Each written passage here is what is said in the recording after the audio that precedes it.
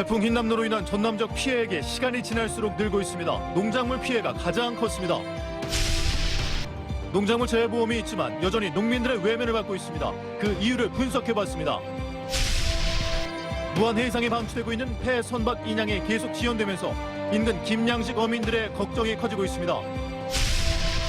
첨단 기능성을 도자에 접목하면서 우리나라 생활 도자기 산업이 경쟁력을 되찾아가고 있습니다.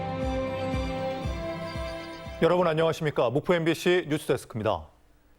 농작물 재해보험은 자연재해에서 농업을 지킬 사실상 유일한 안전장치인데도 여전히 농민들의 외면을 받고 있습니다. 정부가 국비 지원을 확대하는 대신 농민들의 부담으로 재해보험을 지탱하려 하기 때문입니다. 양현승 기자입니다. 올해 농사가 갓 시작된 해남군의 가을 배추밭입니다. 채소값에 대한 기대감 속에 재배 면적은 작년보다 늘었습니다. 올해부터 가을 배추가 농작물 재해보험 가입 대상에 포함됐지만 가입률은 22% 수준에 그치고 있습니다. 태풍이 지나간 뒤 보험에 가입한 배추밭에 절반가량에서 피해 신고가 접수됐습니다.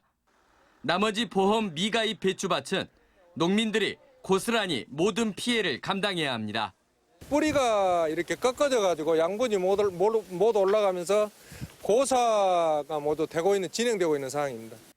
2001년 2개 장목으로 시작됐던 농작물 재해보험은 올해 67개 장목까지 확대된 상태. 하지만 보험 가입률은 벼와 배가 7, 80%를 상회하는 반면 대파는 20%대에 머물며 작물별 편차가 큽니다. 전남의 경우 올해부터 전체 보험료 중 농민은 10%만 실제 부담하도록 지원하고 있지만 가입률은 매년 그 수준. 농작물 재해보험은 까다롭다는 인식이 크기 때문입니다. 지금 피해 조사가 끝나야만이 우리가 이제 좋은 것을 골라서 할 수 있거든요. 근데 여기서 보다시피 좋은 것이 하나도 없어요. 최근 5년간 전남에서 지급된 농작물 재해보험금은 6,400억여 원. 이 가운데 80%가 2018년에서 2020년 사이 발생한 자연재해에서 비롯됐습니다. 보험사의 손해율이 커진 뒤 보험 체계가 바뀌었는데 농민들의 부담이 커졌습니다.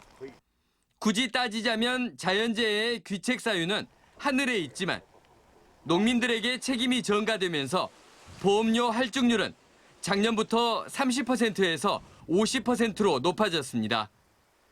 보험 가입 금액 산출 기준, 과수농가에서 열매를 쏟기 전 발생한 피해 보상 비율, 보험금의 자기부담 비율 역시 2020년부터 농민들에게 불리한 조건으로 악화됐습니다. 자연재해로 인한 어떤 피해는 농업인의 귀책 사유라기보다는 이상기후로 인한 어떤 피해이기 때문에 정부가 좀 책임감을 가지고 무엇보다 국비 지원 확대 대신 할증률을 높여 재해보험을 지탱하려는 현재의 정부 기조로는 날로 커져가는 자연재해 위험에 대응하기 쉽지 않아 보입니다. MBC 뉴스 양현승입니다. 지난달 수도권에 내린 폭우 그리고 태풍 흰남노가 몰고 온 집중호우로 지하주차장에서 잇따라 인명피해가 발생했습니다. 그렇다면 우리 쪽 아파트들은 폭우로 침수가 됐을 때 과연 안전할까요? 박종호 기자가 취재했습니다. 밤 11시가 넘은 시간, 남학 신도시의 한 아파트 지하 주차장입니다. 주차된 차들로 꽉 차 있습니다. 이중 주차는 당연시되고 있습니다. 지하 3층까지 주차장이 있는 곳도 차량 주차 공간은 부족합니다. 그래서 야간의 지하 주차장은 어지간해선 차량이 통행하기 힘듭니다. 최근 태풍 흰남노 그리고 지난달 수도권 집중호우 때도 지하 주차장에서 사상자가 발생했던 걸 감안하면 우리 지역 아파트들의 주차장 여건도 결코 안전하지 않습니다. 이 폭우로 해가지고 순식간에 지하 주차장이 물이 차는 것을 보고 우리 지역도 큰 비가 오면 이 지하 주차장이 안전한 곳이 아니구나. 2중, 3중 주차, 진입로 주차 등 지하 주차장을 복잡하게 만드는 근본적인 원인은 애당초 주차 공간 자체가 부족하게 만들어졌기 때문입니다. 1가구 2차량이 보편화됐지만 오령지구 신도시 아파트들의 지하 주차장은 세대당 1.26대에서 많아봐야 1.56대 수준. 세대당 1.2대 수준만 채우면 되는 현행 규정 때문에 지하 주차장은 무질서하게 차량이 주차되고 있습니다. 지하 주차장에서 갑작스런 침수 피해가 발생할 경우 대처하는 게 쉽지 않은 게 현실입니다. 변화무쌍해진 기상 여건을 전혀 대비하지 못하고 있는 겁니다. 아직도 그 자동차 보급 수준에 머물러 있는 주차장법을 주차 면수 확대는 물론이고 차수벽, 배수 펌프 설치 등의 현실적인 개정이 반드시 이루어져야 됩니다. 단순히 주민들 간 주정차 갈등 요소를 넘어 재난 상황에서 생명을 앗아가는 사고 위험을 키운다는 사실을 최근의 폭우가 경고하고 있습니다. MBC 뉴스 박종호입니다. 제11호 태풍 흰남노로 인한 피해 집계가 계속되는 가운데 현재까지 전남의 잠정 피해액이 61억 5,400만 원으로 나타났습니다. 전남에서는 벼와 배추 등의 농작물 피해가 2,056헥타르에서 44억 원대로 가장 많았고 이 가운데는 하우스와 축산시설 등의 파손도 포함됐습니다. 수산 분야에서도 양식장 폐사와 선박 침수 등으로 피해액이 9억 원을 넘어섰고 선착장과 여객터미널 등 공공시설도 27곳이 파손됐습니다. 진도 지역 태풍 피해 농가를 위해 일손 돕기 활동이 펼쳐지고 있습니다. 진도군과 농협중앙회 진도군 지부, 군부대 등 50여 명은 태풍 흰남노 피해를 입은 고군면 일원 고령 농가의 대파밭 등에서 일손 돕기 활동을 펼쳤습니다. 진도군과 군부대는 태풍으로 쓰러진 벼를 복구하고 대파 피해 지역에서 복구 작업을 펴는 한편 일손이 필요한 농가의 지원 활동을 적극 실시할 계획이라고 밝혔습니다. 태풍 흰남노의 여파로 해남 가을 배추 재배지의 상당 부분이 피해를 입어 김장철 배추 수급에도 차질이 우려됩니다. 해남 화원 농협 등에 따르면 태풍 흰남노가 가을 겨울 배추 정식 지역을 강타해 4,996헥타르에 이르는 재배 면적 가운데 30%가량이 피해를 입었습니다. 이에 따라 재정식 등에 필요한 기간을 감안하면 고공행진을 계속하고 있는 배추 등 채소 가격이 11월 김장철에도 시세가 안정되기는 쉽지 않을 것으로 예상됩니다. 사회적 거리두기 전면 해제 이후 첫 추석 명절을 맞아 전라남도가 선별진료소와 원스톱 의료기관 운영 등에 나섭니다. 전남에서는 오는 9일부터 나흘 동안 한평과 보성, 장성 등 고속도로 하행 휴게소와 광양 상행 휴게소 등 4곳에서 선별검사소가 운영되며 고위험군 여부와 관계없이 무료로 PCR 검사를 받을 수 있습니다. 또 보건소와 병원 등 기존 47곳의 선별진료소도 연휴 기간 운영을 지속하고 코로나19 확진자의 진단과 진료, 처방이 가능한 원스톱 의료기관 등의 정보는 전라남도 홈페이지에서 확인할 수 있습니다. 무안 도리포 김양식 어민들이 울상입니다. 김양식장에 알박기가 돼 있는 폐선박 인양 처리가 결국 김양식철까지도 이루어지지 않았기 때문입니다. 김진선 기자입니다. 무안군이 8월 11일까지 치우겠다고 공언했던 폐선박은 여전히 바다에서 잠자고 있습니다. 김양식을 시작하는 시기까지는 인양을 끝내겠다고 했는데 또다시 추석 이후로 미뤄졌습니다.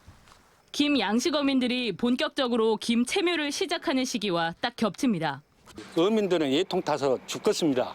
이러니 좀 빨리 어쩌고 조치해주는 방향을 취해서 우리 어민들의 근심을 좀 덜어줬으면 좋겠습니다.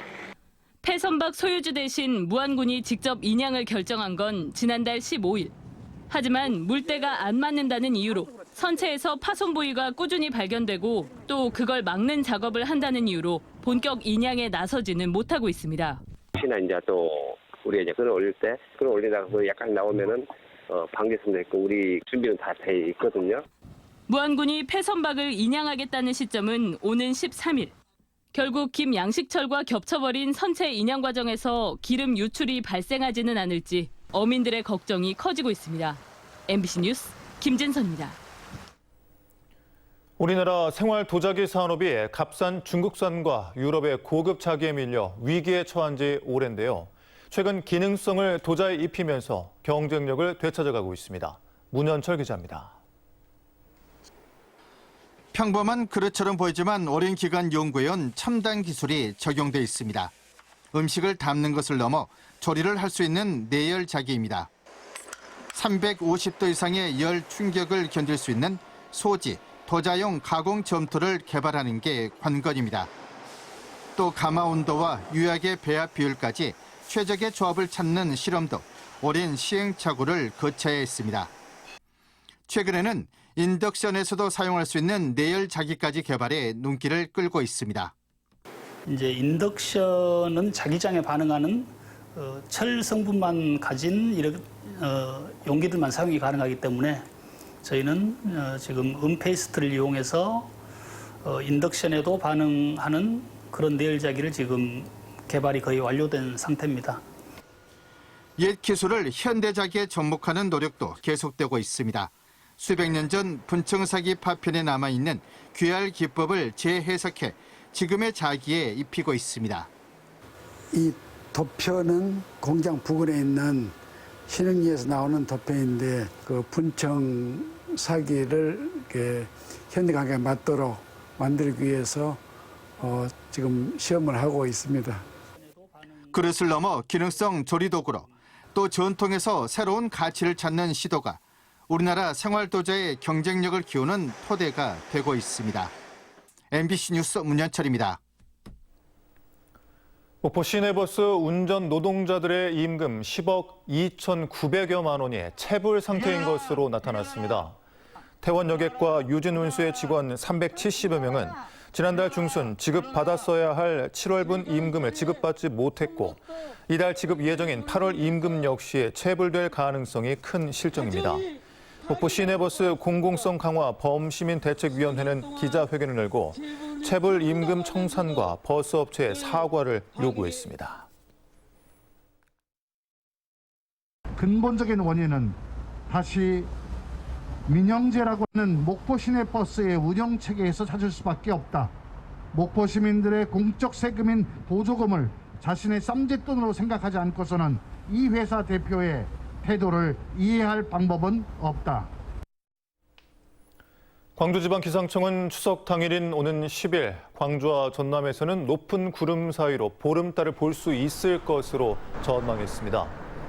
달이 떠오르는 시각은 여수는 오후 6시 59분, 목포와 진도는 오후 7시 4분으로 추석 연휴 동안 대체로 맑은 날씨가 이어지다 11일과 12일에는 흐려지겠습니다.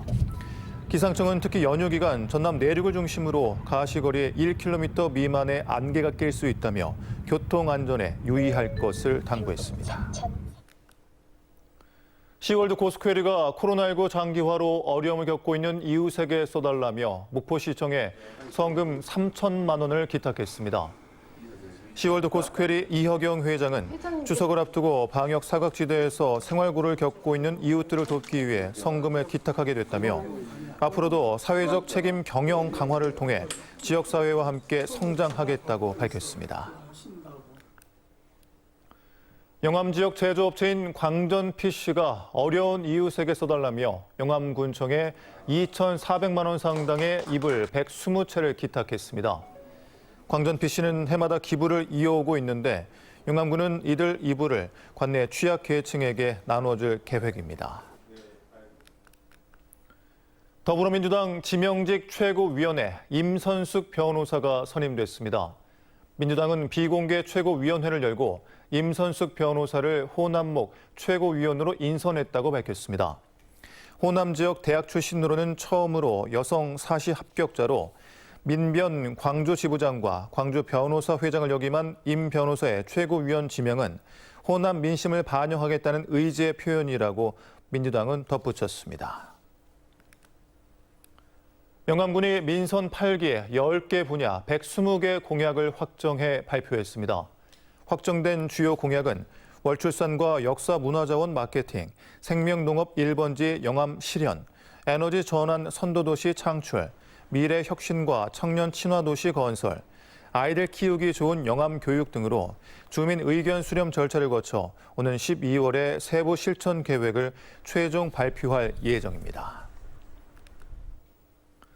전라남도가 복지 혜택에서 소외된 위기 가구를 찾기 위해 추진 중인 민관 합동 일제 조사를 다음 달까지 마무리하기로 했습니다. 전라남도가 생활고를 겪다 숨진 수원 세 모녀 사건을 계기로 추진한 이번 조사에서는 단전과 단수, 건보료 체납 등 위기정보 입수자 가운데 연락이 두절된 70가구를 조사했으며 이 가운데 4가구를 위기가구로 분류해 지원 방안을 마련하고 있습니다. 코로나19 사회적 거리 두기 등으로 출입이 제한됐던 전남적 임도와 숲길이 3년 만에 한시적으로 개방됩니다.